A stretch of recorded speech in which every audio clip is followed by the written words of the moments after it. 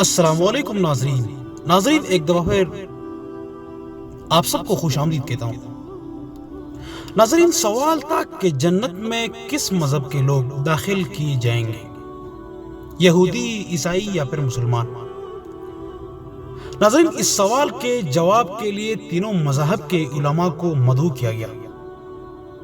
مسلمانوں کی طرف سے بڑے عالم امام محمد عبدہ، عیسائیوں کی طرف سے ایک بڑے پادری اور یہودیوں کی طرف سے ایک بڑے راہب کو بلا کر ان کے سامنے یہی سوال رکھا گیا کہ جنت میں کون جائے گا، یہودی، عیسائی یا پھر مسلمان؟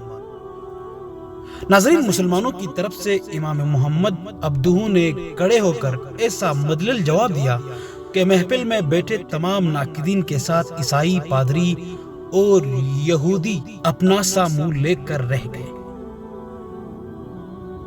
اور بغیر کوئی جواب دینے خاموشی سے اٹھ کر چلے گئے۔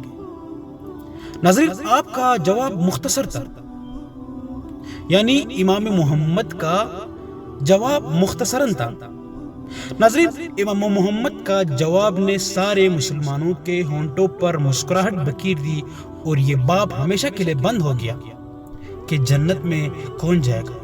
ناظرین، امام محمد نے فرمایا، اگر یہودی جنت میں جاتے ہیں تو ہم بھی ان کے ساتھ جنت میں جائیں گے، کیونکہ ہم ان کے نبی حضرت موسیٰ علیہ السلام پر ایمان رکھتے ہیں اور انہیں اللہ تبارک و تعالیٰ کی جانب سے اپنے بندوں پر نبی مبعوث کیا۔ اور امام محمد نے پھر فرمایا کہ اگر عیسائی جنت میں گئے تو ہم بھی ان کے ساتھ جنت میں ہی جائیں گے، کیونکہ ہم حضرت عیسیٰ علیہ السلام پر بھی ایمان رکھتے ہیں۔ اللہ تعالیٰ نے انہیں اپنے مخلوق کے رہبری اور ہدایت کے لیے نبی مبعوث کیا۔